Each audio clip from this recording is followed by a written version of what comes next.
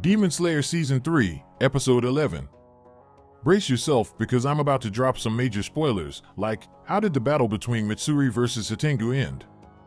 What's Muzan's ultimate goal as the big bad demon? But if you're cool with that, then sit back and enjoy the video. Alright, let's begin. As Hantengu runs away, he looks back and sees two trees coming at him and Nezuko coming down towards him hard.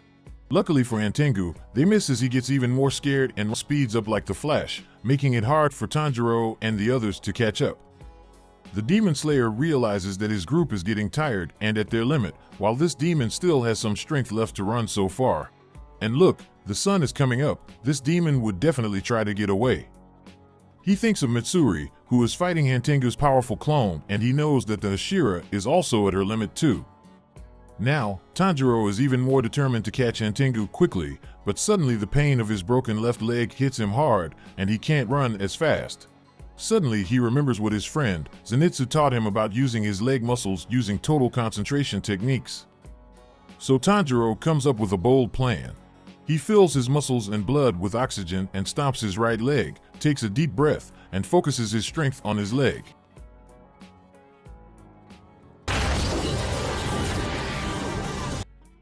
This boosts him right past Genya and Nezuko, catching up to Hantengu. Tanjiro uses his special Inakami Kagura move to slice into Hantengu's neck.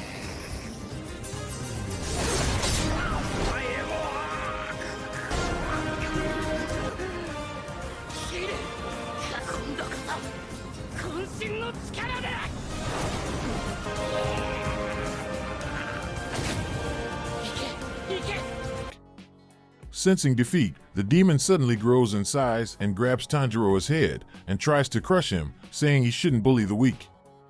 Now tell me why this demon decides to take the moral high ground, saying Tanjiro is bullying the weak? It's crazy. Tanjiro almost loses consciousness, but Genya rolls up and helps him by pulling the demon's hands away. The monster tries to scare them away with his shockwave blast, but Nezuko jumps in and splashes the feared demon with her blood, setting him on fire, which allows Genya breaks off the demon's arms to free Tanjiro, but Nezuko's flames also hurt Genya too. Tanjiro, still holding his sword, cuts deeper into the giant clone's neck while fall off a cliff and crash down. Nezuko tries to reach them but falls too. Hantengu gets up realizing he can't heal quickly because Zohakuten, the hatred clone, is using too much power, so he needs to feed to regain his power. But Tanjiro shouts that he won't let the demon escape and promises to cut off his head even if he escapes to the depth of hell. Luckily for the demon, he sees three swordsmiths in the distance. Unlucky for them, as they try to run away, and the demon chases after them. Tanjiro falls to the ground and sees Nezuko sleeping. Seeing the demon runs away and chases after the swordsmith, Tanjiro gets ready to use his special breathing technique, but then he hears a voice calling to him. On the cliff tops, something catches his eye. It's a flying sword that lands in front of him, thrown by Mochiro. Haganazuka is angrily choking him because the sword is unfinished, but Mochiro, with his last bit of strength, tells him that the sun will rise soon and the demon will run away. This gives Tanjiro determination to fight. With the demon in his sights, Tanjiro uses his special breathing technique and combines it with his thunder breathing knowledge, and he moves so fast that he catches up to the demon in an instant.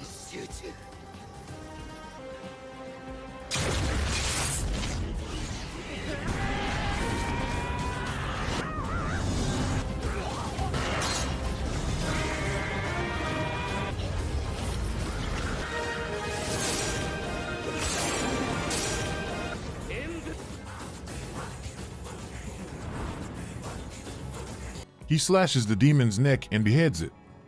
The ground lights up, and Tanjiro realizes that the sun is about to rise. He hurries back to Nezuko to warn her, but he can't speak properly. To his surprise, Nezuko, looking horrified, runs towards him, despite the danger, trying to make him look behind. Finally, he sees what she's worried about. The headless giant clone is still chasing the swordsmiths, even without a head. To his shock, Tanjiro notices that the severed head has the word resentment on its tongue, while the main body had the word fear. That is still not the real body? So he races to finish off the demon, and Nezuko joins him, and just as they are about to attack, the sun rises and burns his sister.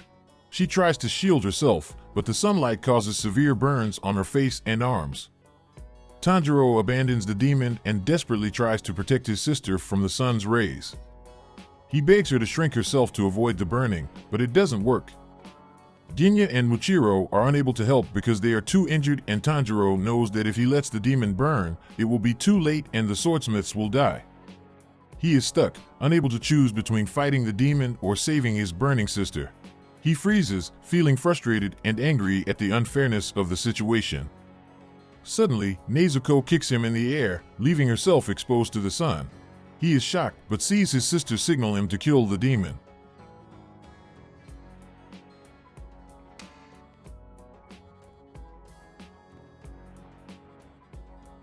Then memories rush through Tanjiro's mind, reminding him of Nezuko's journey from a demon to a loyal companion.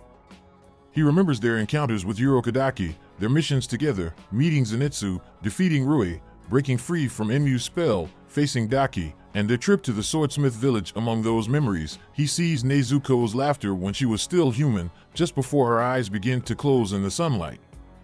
With tears in his eyes, Tanjiro lands and makes up his mind to finally defeat Hantengu, so he follows the demon's scent and finds it nearby.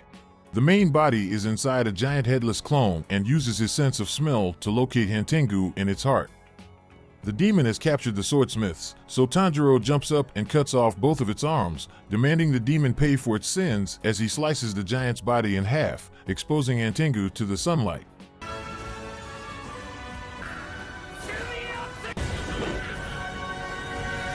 Finally, he strikes the demon's neck with his sword. In that instance, Hantengu saw his life flash before his eyes, his life filled with crimes, lies, blaming others, even his own hands, and a trial where he pleaded innocence but was sentenced to death by the magistrate. He also recalls meeting Muzan and killing the magistrate. Instead of begging for his life, the man tells the demon about the day he will genuinely atone for his crimes. Hantengu is confused as his life flashes before his eyes.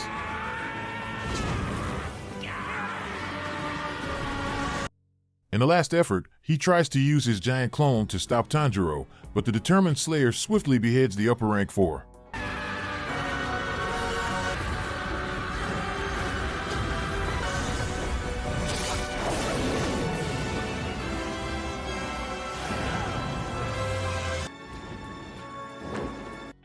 Finally, under the sunlight, the demon is defeated for good. Tanjiro, our brave hero, has just won this fierce battle, and in all the shock and grief swirling inside him, Tanjiro sinks to his knees, feeling a mix of relief and sadness.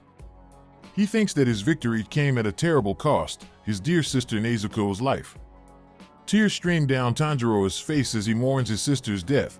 He's failed to turn her back into a human, and it breaks his heart. Just when he's at his lowest point, guess who appears? A swordsmith? Guess again as they urge our demon slayer to glance behind him. Tanjiro turns his head and, oh boy! He can't believe his own eyes.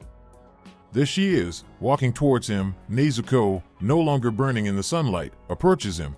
Tanjiro is speechless, his jaw dropping in silence. He thought he'd lost her, but she's right here. With a weary voice, manages to say a feeble good morning. Supported by the swordsmiths, Tanjiro slowly approaches her, cautiously asking if she's okay. Realizing that his sister is alive and kicking, Tanjiro can't contain his emotions. He pulls her into a tight hug, tears flowing like a river. The swordsmiths nearby are so moved that they can't help but shed a tear or two as they thank Tanjiro and Nezuko for saving their lives.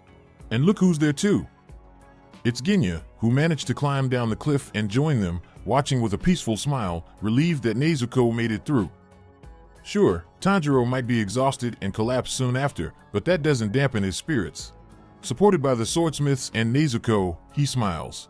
Deep down, he finds solace in knowing that his sister is safe. Back in the forest, Mitsuri is being relentlessly attacked by wooden dragons controlled by Zohakuten. Poor Mitsuri is completely worn out from the long battle, and she doesn't have her special powers anymore.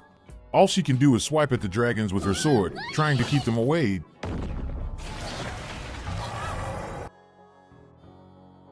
But it's no use. She's so tired and defeated that she starts crying, thinking she can't fight anymore. Just when it seems like one of the dragons is about to crush her in its jaws, something incredible happens. Zohakuten suddenly bursts into flames and the dragons start disappearing into thin air. Mitsuri is saved and she watches in awe as her enemy crumbles away, realizing that Tanjiro and the others must have defeated Hantengu.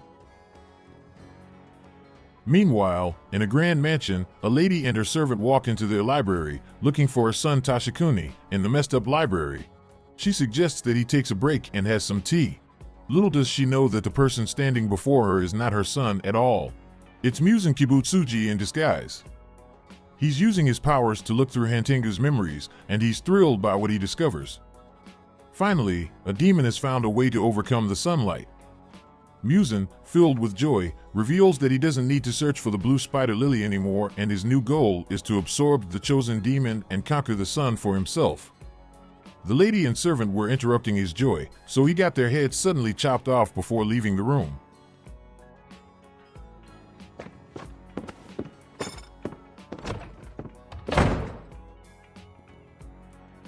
We go back to how this all started when he was so weak that he was supposed to die before he turned 20.